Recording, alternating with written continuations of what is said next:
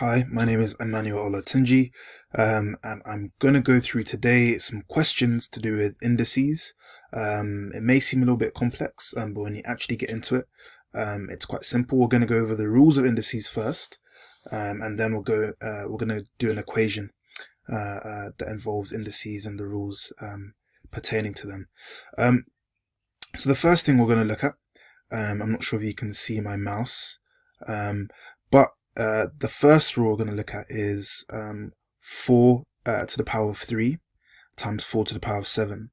Now, this rule of indices means that when you've got a whole number to the power of another number times by or multiplied by another whole number, this needs to be the same whole number as the first whole number. And then this second whole number is going to be to the power of another number. So you've got 4 to the power of 3 times 4 to the power of 7 equals 4 to the power of 10. So when we're multiplying, the indices or the powers are added together. And over here, again, we've got 5 and 5. So the whole numbers we have, again, are the same whole numbers. But this time we've got 5 to the power of 6 and 5 to the power of 4. And now when we divide these numbers, we get 5 to the power of 2. So when division happens, the indices or the powers are subtracted from each other. So 6 subtract 4 equals 2. So we get 5 to the power of 2. And as you see, the whole number still stays the same. It's only the indices or the powers that change. And here, another rule we have is that here we've got 7 to the power of 4.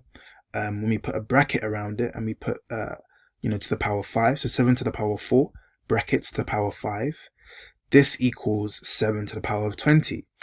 And what happens here is that when we have brackets around a power, around an indice, the number outside of the brackets, so you've got 5 here, ends up multiplying the number inside the brackets. So 5 times 4 equals 20, so we now have 7 to the power of 20. A last rule we're going to go through here is 3 to the power of minus 4 equals 1 over 3 to the power of 4, sorry. So when we have 3 to the power of a minus number, the whole number gets flipped over and it goes underneath the number 1 in a fraction, and you take away the minus. So 3 to the power of minus 4 equals 1 over 3 to the power of 4. And those are your sort of basic rules that will help you, when it comes to most indices that you have to deal with. So here we've got an equation. Let's go through the example. And really important that you remember the rules that we've gone through.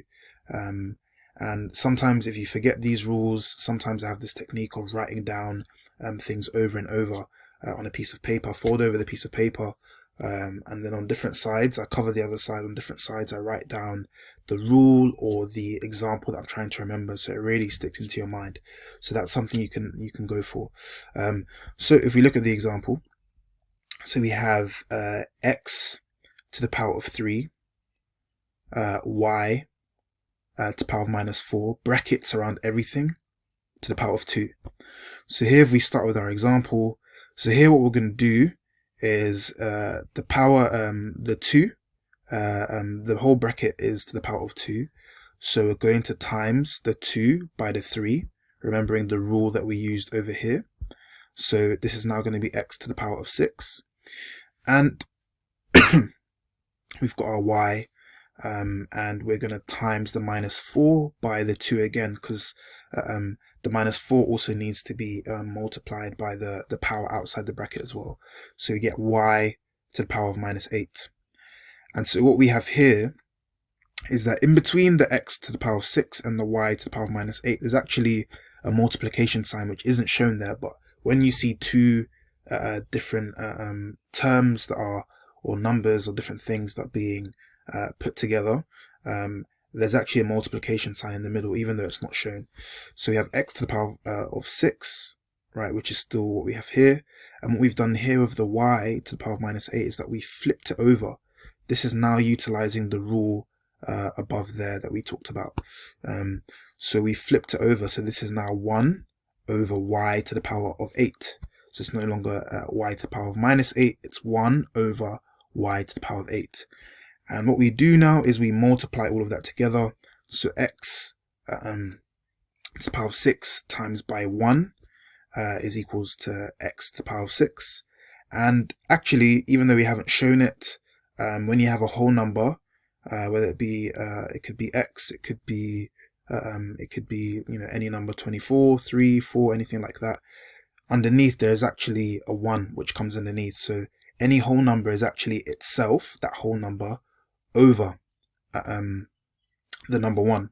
So if we imagine there's a number 1 underneath the x to the power of 6, 1 times y to the minus 8, it's going to be y. Y to the power of 8, it's going to be y to the power of 8. So you've got x to the power of 6 over y to the power of 8. And that is literally, this is as simple as we can get the equation to be. So that's in a nutshell, just a quick lesson over indices. I hope that was clear, I hope that was concise, I hope that made sense. And yeah.